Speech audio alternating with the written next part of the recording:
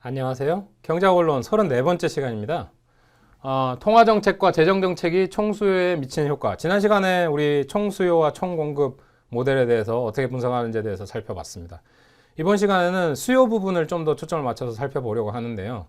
그 총수요의 변화와 경제 전반에 거시경제에 미치는 영향에 대해서 살펴보는데, 거기에 그 정부의 정책들, 그 총수요를 변화시키는 정부의 정책들, 어떤 것이 있으며 어떤 방향으로 어떤 식으로 영향을 주는지 주로 살펴보겠습니다.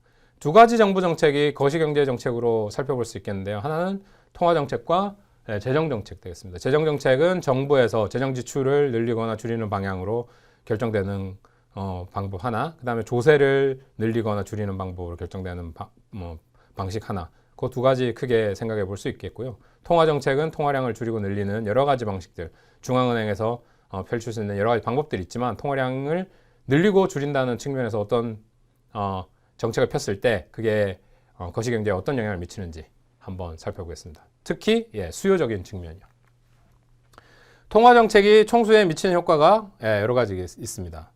우리가 지난 시간에 살펴봤죠. 총수요 곡선이 하향하는 세 가지 이유가 자산효과, 이자율 효과, 환율 효과가 있다. 인플레이션과, 그러니까 물가 수준과 산출량의 관계를 나타낸 게 총수요 곡선인데, 자산효과, 물가가 오르면 상대적으로 자산이 떨어지는, 자산 가치가 떨어지는 효과 때문에 상승과 반대 방향, 우하향하는 관계를 가지고, 이자율이 올라가면 인베스트먼트를 줄이겠죠. C 플러스 I 플러스 G, NX가 주 팩터였으니까, 그러면 이제 인베스트먼트가 줄어드니까 이자율이 줄어든다. 그 다음에 환율 효과, 환율이 변함에 따라서 총수요가 바뀐다. 상대 가격에 영향을 미치니까요. 그 다음에 그래서 기본적으로 미국의 경우는 이자율 효과가 제일 크다는 겁니다. 이자율 효과. 그래서 이자율 효과, 다시 한번 얘기하지만, 이자율 효과가 영향이 크다는 건 인베스트먼트의 변화, 총수의 변화에 직접적으로 영향을 주는 거, 인베스트먼트가 빨리빨리 변하면서 총수에 영향을 미친다. 통화정책과도 연관이 있는 거죠. 인트레스트 레이트하고 연관이 있으니까. 그러면 다음에 이제 유동성 선호 이론이라는 게 있습니다. Theory of Liquidity Preference. 이자율이 변해서 화폐의 수요와 공급이 일치한다는 케인즈의 이론입니다.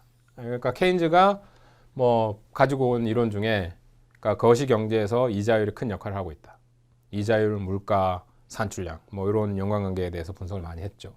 거기에 첫 번째로 썼던 이론이 유동성 선호 이론입니다. 그 세 가지 구성 요소, 그러니까 우리 총 수요를 분석하는 데 있어서 하나의 시장을 더 보자는 겁니다. 뭐라고 했습니까?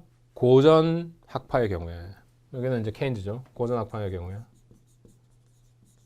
화폐를 분석하는 데 있어서 두 가지 얘기를 했죠. 고전 학파의 이분법이 하나고, 디카토미, 화폐의 중립성입니다. 화폐의 중립성. 그래서 이 두 가지의 요지를 살펴보자면, 화폐 시장은 실질 시장에 영향을 미치지 못한다. 영향을 전혀 주지 못한다. 근데 여기에 반대되게 케인즈는 유동성 선호 이론을 통해서 이 세 가지 요소를 거시경제를 분석하는데 도입을 했습니다. 화폐 수요, 화폐 공급. 화폐 시장의 균형이 수요 공급에 대해서 오고, 여기 기본적인 아이디어는 유동성을 선호한다는 측면의 아이디어가 되겠습니다. 유동성이 뭡니까? 빨리 캐시화해서 바로바로 쓸 수 있게 만드는 거죠.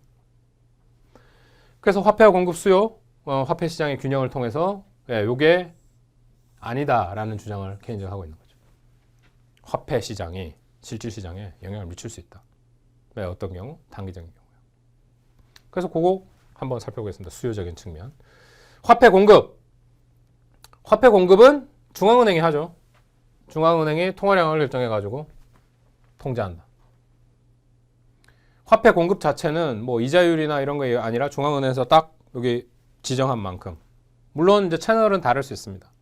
재할인율에 대한 얘기를 한다거나, 국채를 발행한다거나, 이래서 통화량 자체를 결정하는 거지, 통화량 자체는 정부에서 정해지는 거기 때문에 이자율에 대해서 영향을 받지 않는다. 화폐 공급은 이자율에 대해서 수직선, 그러니까 영향을 받지 않으니까 정해진 만큼 화폐 공급 딱 이렇게 정해진다는 거. 화폐 수요는 화폐 수요를 결정하는 여러 변수 중에 유동성 선호 이론은 이자율을 강조합니다. 화폐 수요는 이자율에 의해서 결정이 된다. 유동성을 선호한다 그랬잖아요. 현금을 갖고 있는 거를 더 선호를 해요. 근데 거기에 걸림돌이 뭐가 되겠습니까? 인터레스트 포관 코스트라고 하죠. 내가 저축을 해놓으면, 저금을 해놓으면, 그죠? 저축성 예금을 가지고 있으면 거기에 대한 보상을 받습니다. 이자로. 근데 그거를 포기하는 거죠. 거기에 따르는 비용을 인터레스트 포관 코스트라고 합니다. 그래서 그런 채널로 이자율이 화폐 유동성에 영향을 준다는 거죠. 되도록이면 빨리 캐시화할 수 있고 바로 쓸 수 있는 걸 유동성을 선호하지만 거기에 비용이 드는데 이자율이라는 비용이 든다는 겁니다.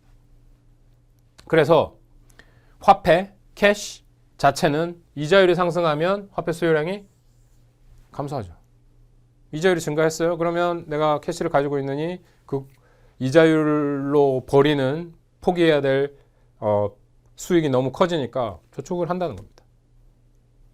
되시겠습니까? 화폐에 대한 수요 줄어든다는 거죠. 화폐 수요 곡선은 이자율에 대해 우하향한다. 네, 수요 곡선 축을 이자율로 수직 축을 이자율로 잡으면 이자율 변화에 따라서 반대 방향으로 움직이니까 우하향하는 화폐 수요 곡선을 그릴 수 있겠다. 우리 이렇게 수요 곡선 우하향 살펴보고 있는 겁니다. 다시 한번 수요 공급 모델이죠. 화폐 시장의 균형, 수요와 공급이 일치하면 결정되는데 그게 이제 이자율 변동이 수요와 공급이 움직여서 변동된다는 거죠. 이자율이 균형 이자율과 다르면 사람들이 보유 자산의 구성을 조절하고 이에 따라 이자율은 균형 이자율에 접근한다. 그러니까 균형에 수요와 공급이 만나가지고 결정된다는 거죠. 초과 공급, 초과 수요 있다가 차차 조정이 돼서 균형 이자율에 도달하더라.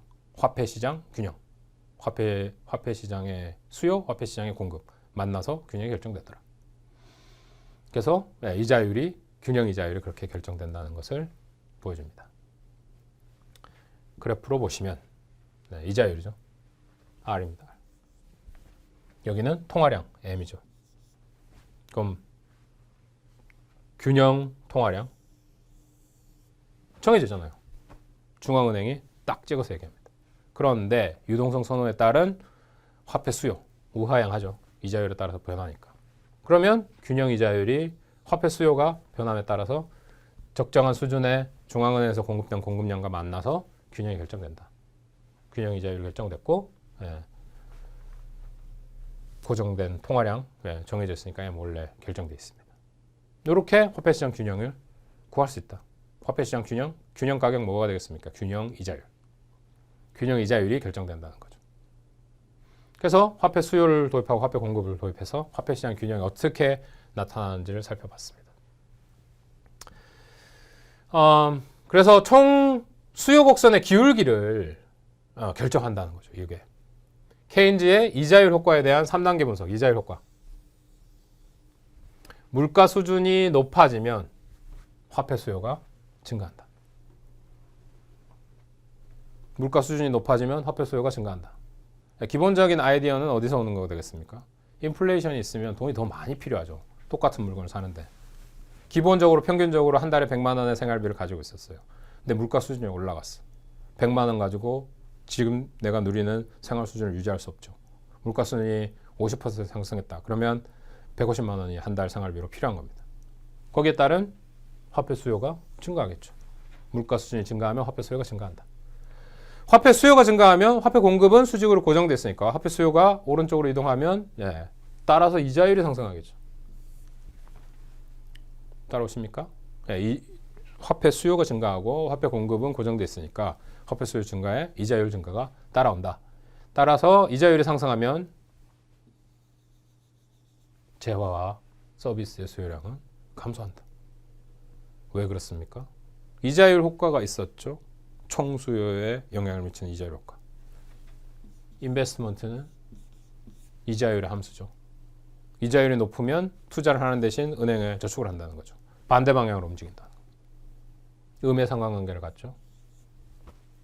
그래서 총수요, 재화 서비스 수요량은 감소한다. 이자율이 상승하면.